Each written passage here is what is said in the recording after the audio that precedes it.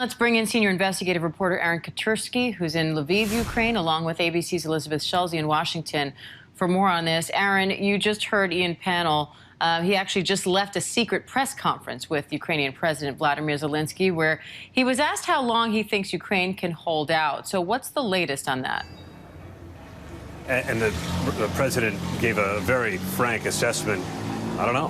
And there really is no telling how long the Ukrainian military can hold out against the superior Russian forces. They may have been slowed down. They may not have counted on a convoy that's been menacing Kyiv from the north for several days, stalling as it has.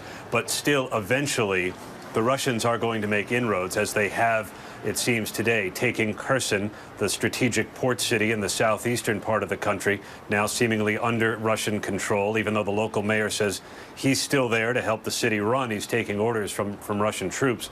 And they are also bombarding Mariupol, another strategic port city, in a seeming effort to cut off the country from its access to the Black Sea.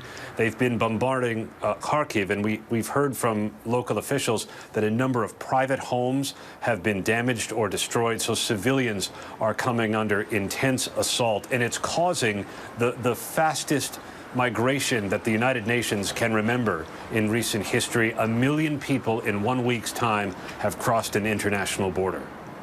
And Elizabeth, French President Emmanuel Macron had this lengthy phone call with Putin today, and a government source there says that he now thinks the worst is yet to come. So do we know anything else about that call and why Macron said that? Not a promising message, Diane, from French President Emmanuel Macron. We know that this call lasted an hour and a half. A source, as you say, tells us that he expected the worst is yet to come after that conversation, specifically warning about the risk that this conflict spreads beyond Ukraine. President Putin, the French government says, is repeating his claims for justifying this attack. And I've got to say, Diane, looking at the readout from the Kremlin, it's almost like it was an entirely separate phone call. The Kremlin said that the Russian armed forces are doing everything possible to preserve the lives of peaceful citizens. They say that is what President Putin told President Macron. Clearly a very different message than what Aaron is describing there on the ground. And Aaron, there's also a second round of peace talks underway between Russian and Ukrainian negotiators. So what's on the agenda there, and are there any signs that this could actually produce results? It seems so incongruous to call them peace talks, given what we've been witnessing on the ground here across different cities in Ukraine. But the groups are meeting in Belarus with hopes of working something out, though there really isn't any common ground on which to build. The Russians insist they want to demilitarize Ukraine. That sounds like they want to pledge that Ukraine will not join NATO. And the Ukrainians say they're not going to capitulate to that demand. They want a ceasefire, or at the very least, they want to open up some humanitarian corridors to get badly needed aid into the eastern part of the country. And Elizabeth, Russia's State Space Corporation announced that it will suspend exports of Russian-made rocket engines to the United States.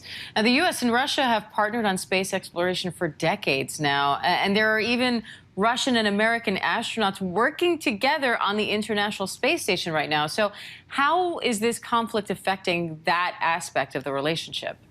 Well, Diane, this is no doubt an eerie parallel to the Cold War here. And this statement from Russian State Space Agency was blunt, saying that let the U.S. fly on something else. We are going to be freezing out our shipments.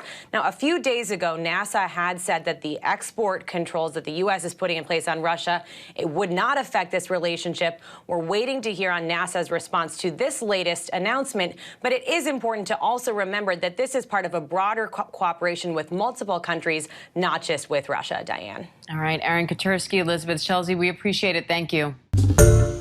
Hi, everyone. George Stephanopoulos here. Thanks for checking out the ABC News YouTube channel. If you'd like to get more videos, show highlights, and watch live event coverage, click on the right over here to subscribe to our channel. And don't forget to download the ABC News app for breaking news alerts. Thanks for watching.